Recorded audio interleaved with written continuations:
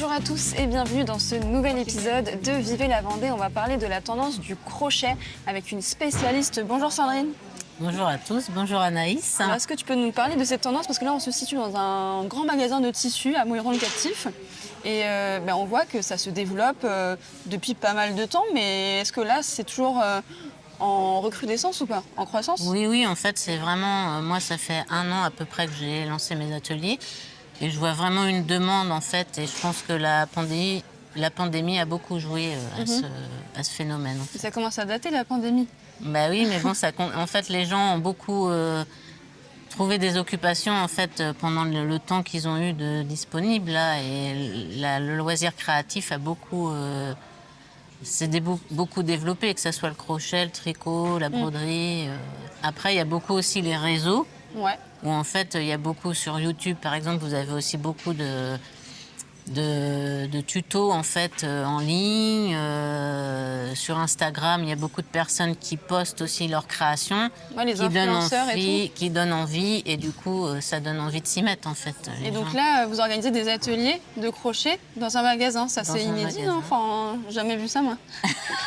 Oui, j'en organise, c'est intergénérationnel. Vous verrez aujourd'hui, ça va d'ado à plus de 60 ans, quoi. Et qu'est-ce qui plaît, vous pensez, dans le crochet, dans cette tendance-là, alors? Après, c'est une technique très simple à apprendre. Il vous faut un crochet et du fil. Ouais. Et après, on peut créer des accessoires, des vêtements, des sacs. La déco, j'ai vu aussi. La déco aussi, ouais, il y a vraiment plein de choses et très, très actuelles, en fait. C'est plus les petits loisirs de mamie, Oui, c'est comme ça un on peu a l'idée. pu beaucoup étiqueter à un moment donné, en fait. L'aiguille circulaire, on peut là, mon câble est petit, on peut le rentrer quand il sera un peu plus grand sur moi. Et puis là, je vais voir au fur et à mesure s'il me va et à quel niveau je vais. On emmène ça dans les salles d'attente quand on attend, on emmène ça chez des copines quand on va bavarder, prendre notre thé ou notre tisane ou prendre un petit gâteau. À la plage, on emmène ça partout. Hyper pratique par rapport à la couture, alors. Oui, la couture, moi j'aime beaucoup, mais je ne vais pas transporter ma machine à coudre partout. Donc là, on va avoir quasiment fini les augmentations. Et du coup, après, on va faire le rang 7 à 18, que des mailles serrées dans toutes les mailles, sans augmenter, en fait. On fait des tours classiques. Bonjour Camille. Bonjour. Tu as 11 ans et tu fais un atelier crochet. Comment ça se fait? Raconte-nous. En fait, j'avais acheté les petits kits pour faire des animaux comme ça. Ouais. Et j'y arrivais absolument pas. Et donc ma maman a décidé de m'aider à apprendre à en faire. Donc on avait fait un atelier d'initiation au crochet. Et là, c'est notre deuxième atelier avec C'est pour ça que je vous refais un atelier. Sandrine. Sandrine.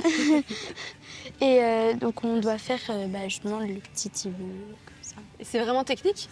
Oui, après moi j'aime beaucoup ça parce que comme c'est du crochet et moi j'ai toujours voulu en faire. Et est-ce que tu aimerais faire un métier dans ça ou pas? Oui, j'aimerais faire styliste. Tout s'explique alors.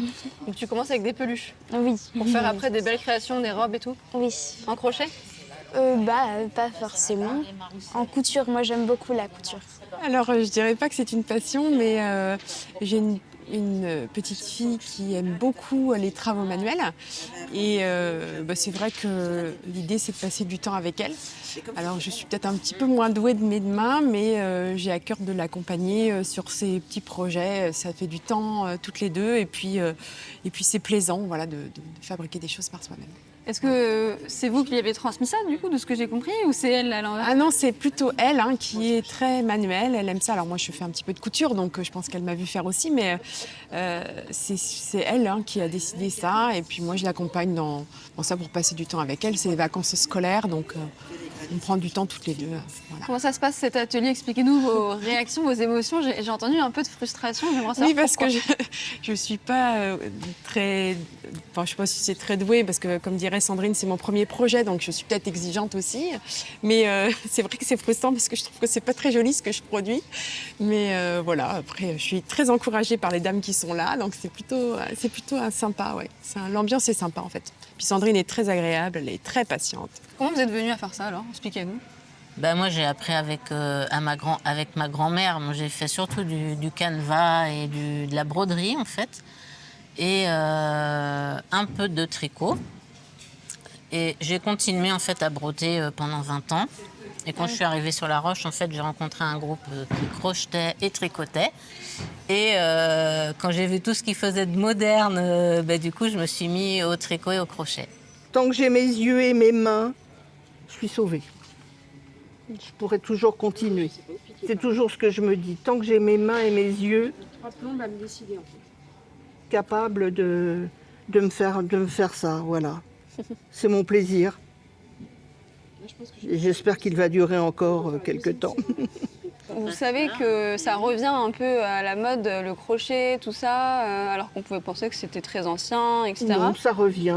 Il y a des moments où les travaux d'aiguille reprennent. Oui, oui. Vous avez jamais arrêté quelque J'ai chose? jamais arrêté. Mon premier napperon que j'ai fait au point de chaînette, j'avais 5 ans. Et mon napperon, je l'ai toujours. Ah, ça se garde dans le temps, alors? Ah bah heureusement. Bon, la dentelle est un petit peu effritée, mais ma broderie, oui, oui, je me souviens très bien quand je le faisais. C'est ma mère qui m'avait appris. La matière, c'est de la matière naturelle, donc c'est éco-responsable aussi. Je pense que c'est ça qui plaît aux gens aussi. Par rapport à la fast fashion, on voit... En fait, j'ai l'impression, pour la mode, en ce moment, il y a soit personnes qui achètent pour pas cher sur Chine, tout ce qui est fast fashion, ou soit justement les personnes qui sont à contre-pied comme vous, avec le fait de faire soi-même, avec des matériaux normalement meilleurs. Durable, ouais, Ouais, il y je a sais une pas quel durabilité. matériau, mais- Ça permet de pas trop changer en fait dans le temps. Et puis les gens ils chérissent leur projet en fait. Donc ça permet de ne pas être dans la consommation de produits quoi. Et est-ce que vous avez un placard uniquement avec vos créations? Est-ce qu'on peut s'habiller uniquement avec nos propres créations en faisant ça, si on commence? Ou ça, c'est un peu trop excessif? Oui, après, bon, faut faire par étapes, je pense, hein, mais il y a des gens qui ont vraiment des facilités. Et, enfin, moi, je vois, j'ai vraiment des facilités avec mes mains, quoi, clairement. Et merci beaucoup. Un dernier petit message peut-être pour rediriger les gens Oui, vers, merci à vous, Anaïs, pour ce reportage. Merci. Et j'espère qu'il vous aura donné envie d'apprendre la technique des travaux d'aiguille. Et du coup, vous pouvez retrouver mes ateliers ici au magasin des tissus de Renard à Mouilleron-le-Captif, à la librairie Les Instants Libres au Poiré-sur-Vie, le salon de thé chez Adélaïde à Esnay et à mon atelier à la Genetouze. Je vous dis à bientôt lors d'un atelier ou sur les réseaux ou sur mon site internet aufildemaîtrecreativité.com.